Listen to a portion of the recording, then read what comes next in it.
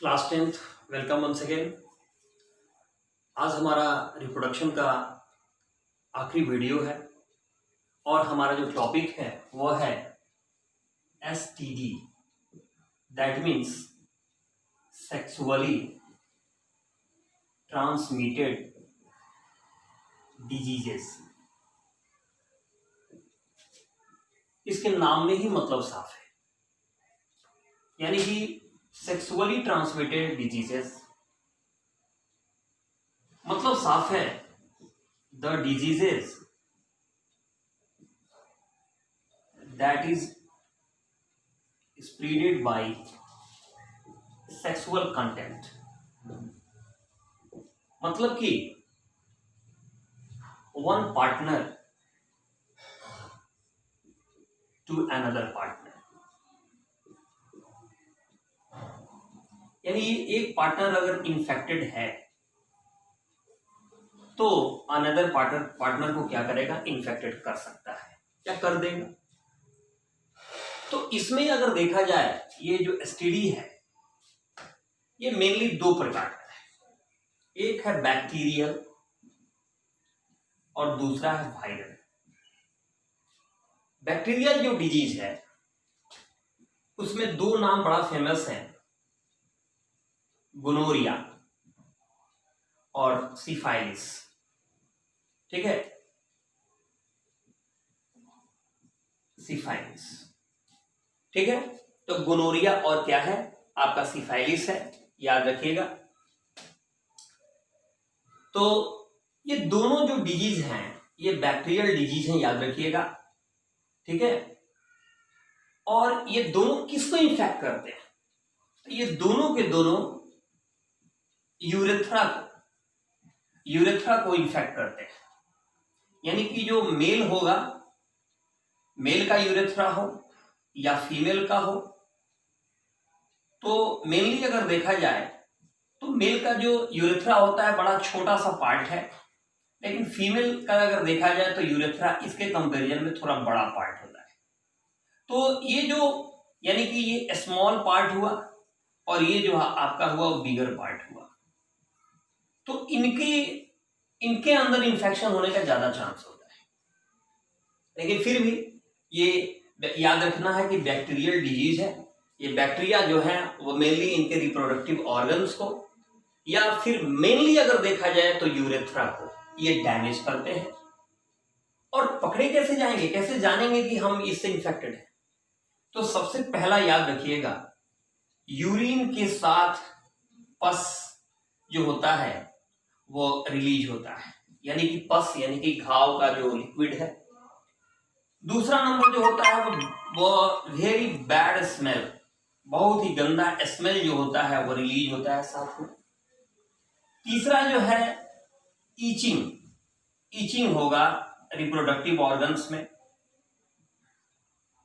तो ये सब सिंपल सिम्टम है जिनके माध्यम से हम समझ सकते हैं कि हम लोग जो है वो बैक्टीरियल इन्फेक्शन से इन्फेक्टेड है। दूसरा है वायरल।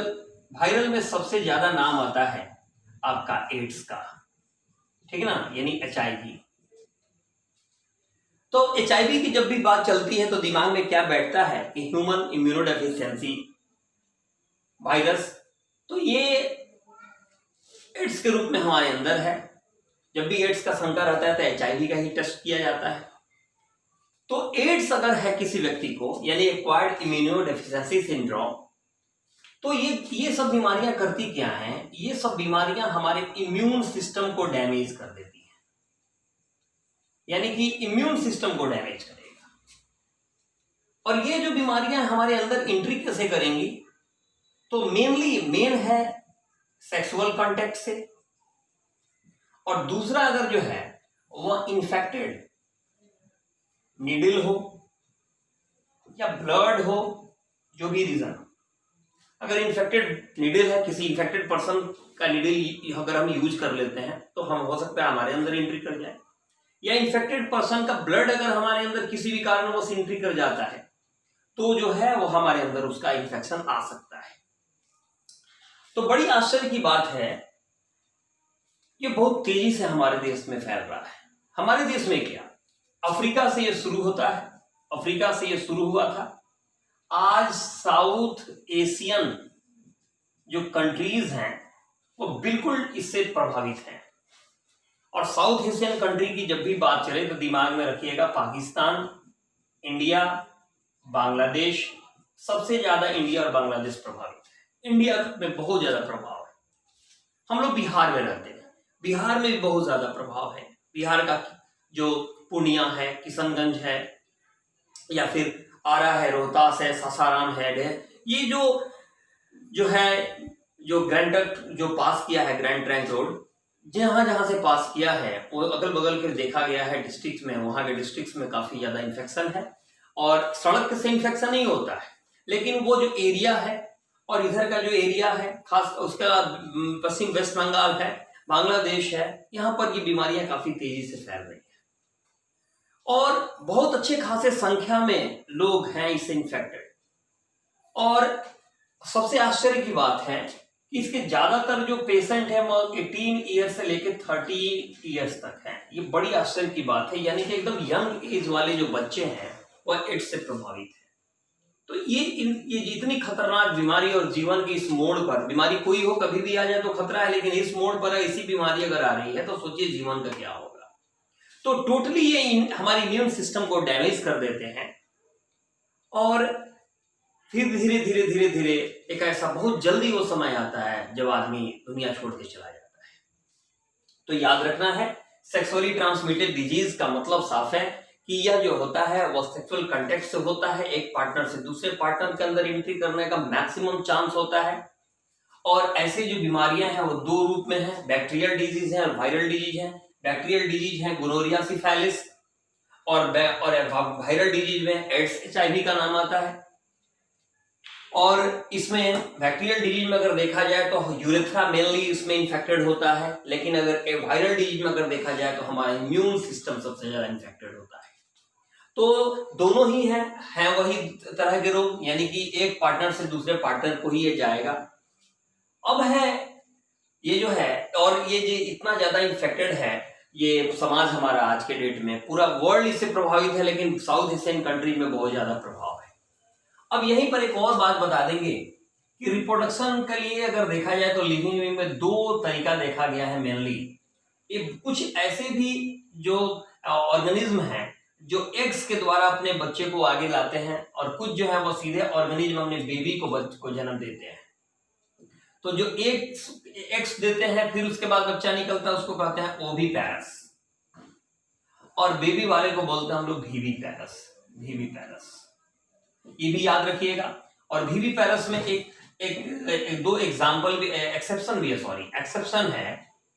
एक्सेप्शन क्या है तो इकिडना है। उसके बाद अगर देखा जाए तो प्लेटिपस है, ये दोनों एक्सेप्शन में क्यों है? क्योंकि ये पहले अंडा देते हैं। ये अंडा जब हैच कर जाता है, बच्चे निकलते हैं, तो फिर ये दूध पिलाते हैं। तो जिनके पास मैमरी ग्लैंड है उनको माना जाता है टोटल वो मैमल्स हैं, और लगभग वो वीवीपेरस है, ठीक ना। तो इसीलिए इनको क्योंकि दूध पिलाते हैं इसलिए वीवीपेरस कैटेगरी में रखा गया है। बाकी जितने भी अंडा देते हैं वो सब ओविपेरस में आता है, ठीक है। तो ये जो है आपका चैप्टर बिल्कुल कंप्लीट हो चुका है। इसके अलावा भी कोई प्रॉब्लम हो तो आप बेहिचक हमसे पूछ सकते हैं, कमेंट कर सकते हैं। खूब ज्यादा इस वीडियो को लाइक करिए, शेयर करिए, दोस्तों को बताइए। और ये शायद 10वां या 11वां ये वीडियो है रिप्रोडक्शन का। खूब इत्मीनान से जब इसको बार बार देखने का प्रयास करिए, आप बिल्कुल ये चैप्टर याद हो जाएगा। और बोर्ड के हिसाब से अगर देखा जाए तो काफी इंपॉर्टेंट चैप्टर है, क्योंकि तकरीबन 8 से 10 नंबर का ये जो है बायो में इस चैप्टर से क्वेश्चंस आते हैं। Okay bye, good night.